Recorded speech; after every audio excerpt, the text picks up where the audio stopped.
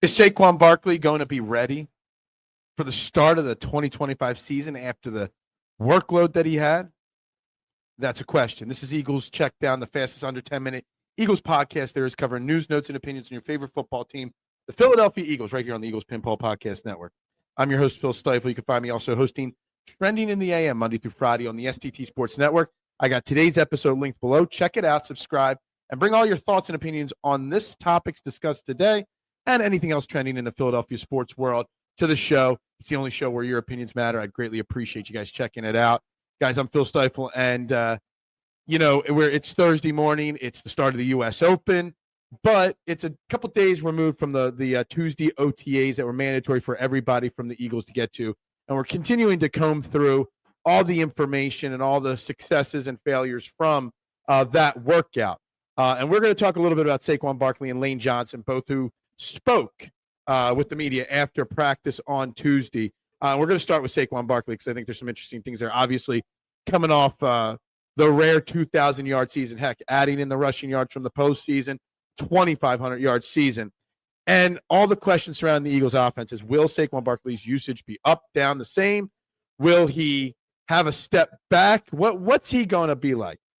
And this is a quote from him. He said he wouldn't know how many touches he had in 2024 because he feels so darn good right now. He feels really good. He was taught, though, this offseason that he had to take a step back. He said he didn't say who, but someone told himself, and this is a quote, to sit his ass down just to rest and recover a little bit better. He's learning through the Eagles system, spending all those years with the Giants and their terrible system. He's learning from the Eagles organization how to rest and take care of his body better, so that he expects to be capable of doing everything that he did last year. He says it would be cool to go for 2K. Again, no one's ever done that, but that's not what drives him. Championships is what drives him. He was also asked about the comments he made a few weeks ago that he could retire out of nowhere, kind of like somebody like Calvin Johnson or Barry Sanders did at the peaks of their career. Coincidentally, both those guys, Detroit Lions.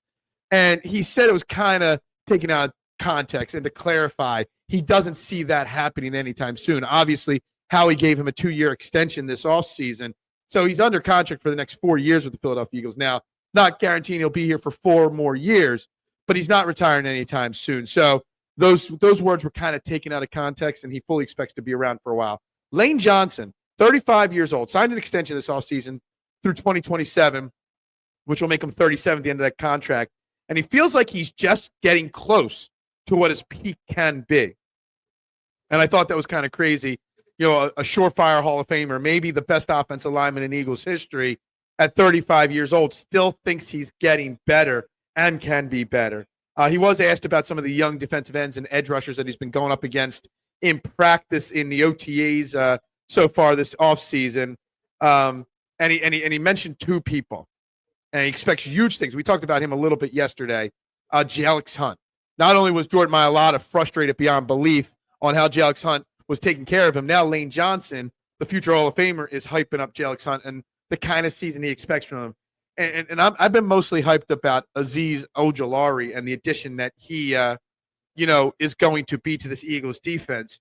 Lane Johnson went another direction and thought of Josh, don't call me Usi Uche, how much he stood out to him in minicamps. And then, of course, Lane Johnson ended it with, you got to stay hungry. No complacency. That's the key to this Eagles offseason and upcoming season. Just because you won it once does not mean you're gonna win it again. Some important dates were released on Wednesday. Start of training camp is July 22nd officially, with the first practice scheduled for the 23rd. The open practice at the link that fans are able to attend is going to be August 10th. Tickets are still $10. All money raised go to the Eagles Autism Fund, which we're going to touch on again in a second. And individual game tickets will be on sale starting June 12th. That's today, actually. Today's June 12th. So there's that information as well.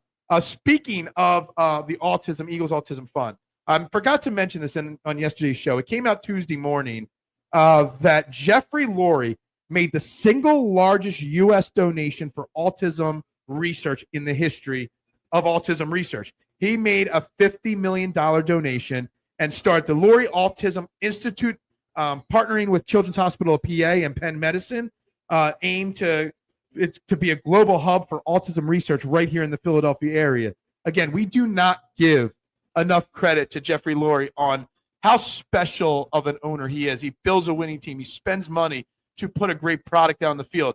But the off-the-field things that he does for the community of Philadelphia and beyond, I do not think it gets enough attention. $50 million, it's a huge donation. It's not just about the money. It's about the consistency of what he does to take care of people and organizations in this area. So hats off to him.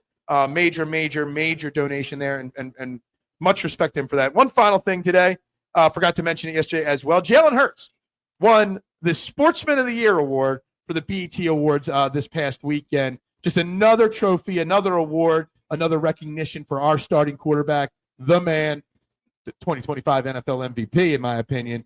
So congratulations for Jalen Hurts. Just another notch on his belt this offseason. Not that he cares about those things. But anyway, guys, that's all we got today. This is the Eagles Checkdown, the Eagles Pinball Podcast Network. I'm Phil Stiefel. Again, check out Trending in the AM live at 8 a.m. It's linked down below, guys. Go Birds and bubbles up.